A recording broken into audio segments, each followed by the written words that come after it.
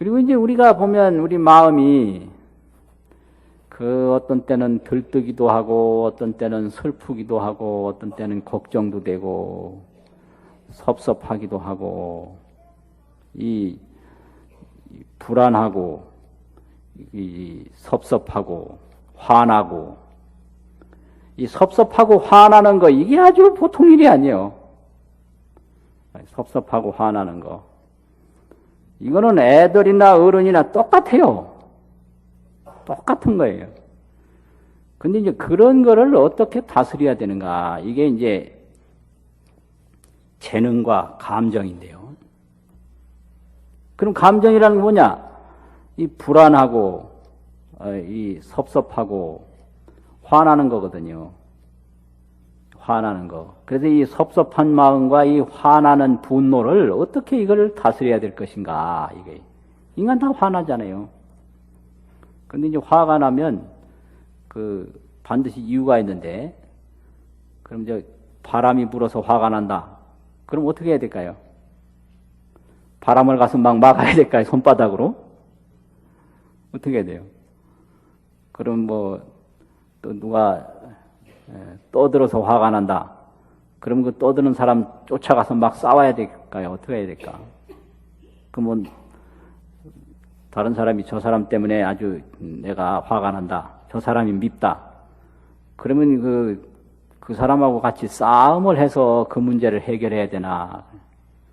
근데 싸움을 해보면 그게 그 감정이 행복해지고 즐거워지는 게 아니고 나빠요, 이게 더. 그래서 싸움을 해가지고는 결코, 행복해지지 않는다. 이 경험입니다.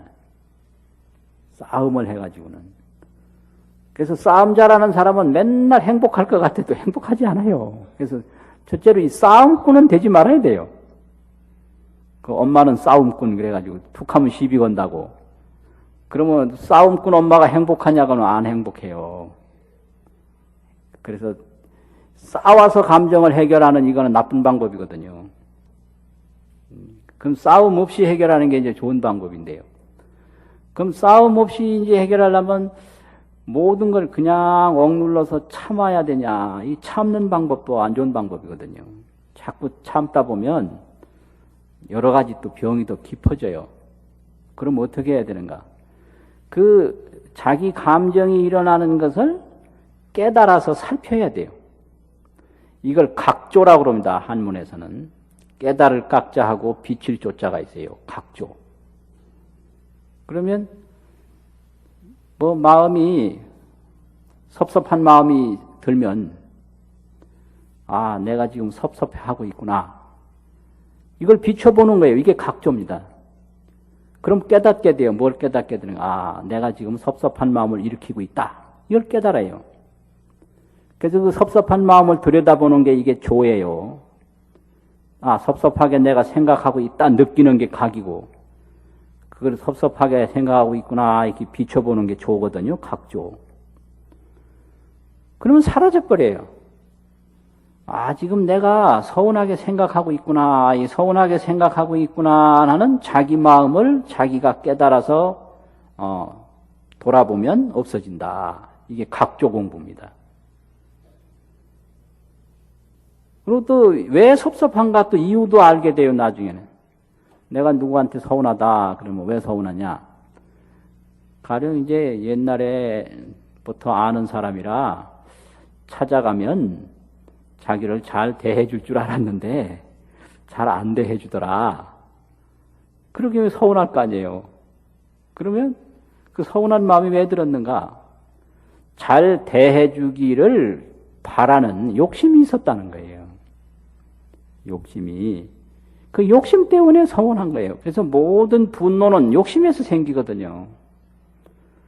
어머니 아버지를 막 원망하는 거 가만히 들어보면 어머니 아버지에 대한 바람이 있더라고요. 기대가 있어. 기대하는 마음이 전혀 없으면 전혀 분노가 없습니다. 기대 때문에 분노가 생깁니다. 이게. 아, 이건 내 욕심으로 내가 화내고 있구나. 이걸 알게 돼요. 자기 욕심이 없으면 자기 분노가 없어요. 세상에 대한 기대가 없으면 세상에 분노가 없습니다. 친구에 대해서 기대하는 마음이 없으면 친구에 대한 분노가 없고요. 자식에 대해서 기대하는 마음이 없으면 자식에 대해서 분노가 없어요. 기대가 크면 분노가 크거든요. 기대는 뭐예요? 다 자기 욕심이거든요. 아들하고는 상관없는 일이에요. 그렇잖아요. 그래서 뭐 이웃집 남자는 뭐 잘못해도 전혀 화도 안 나는데 자기 남편은 조금만 잘못해도 얼마나 화가 나고 그 이웃집 남자한테는 기대하는 욕심이 없잖아요.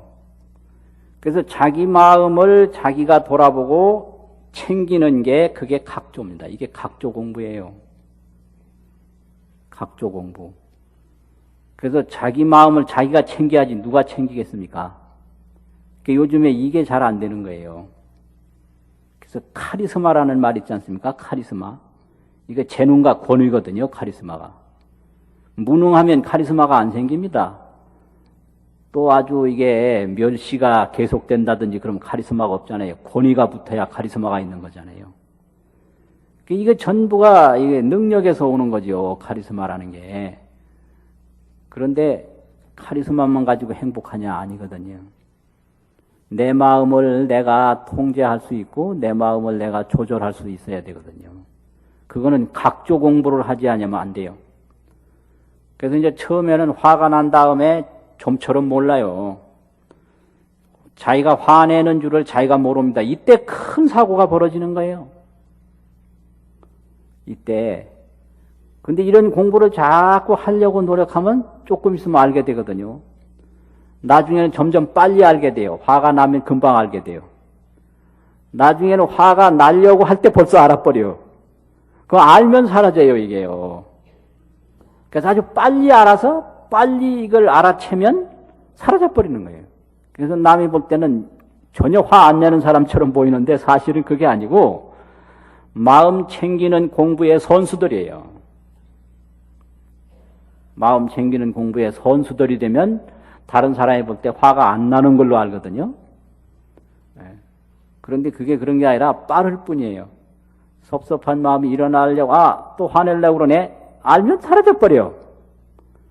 그래서 이제 처음에는 막 불이 난 다음에 불을 끄는데 나중에는 불이 조금 났을 때 끄고 나중에 불이 날라고 할 때 다 꺼버리니까 몰라요. 연기도 안 나고 그냥 사라진다 이거죠. 그게 각조입니다. 그래서 자기가 이제 분노가 일어나면 분노를 내가 냈구나 알아채고 내 욕심이 있어서 그런 냈구나 소멸돼 버려. 그래서 일어나는 마음을 자꾸 챙겨보면 소멸한다. 그래야 이제 자기 감정 조절이 돼요. 감정 조절이. 지금 보세요. 전부 능력 있는 사람들이 그 자기 감정을 조절하지 못해서 많은 일을 그르치고 있거든요. 그래서 능력만 있다고 절대 행복한 게 아니다 이거예요. 자기 감정을 조절할 수 있어야 행복하다.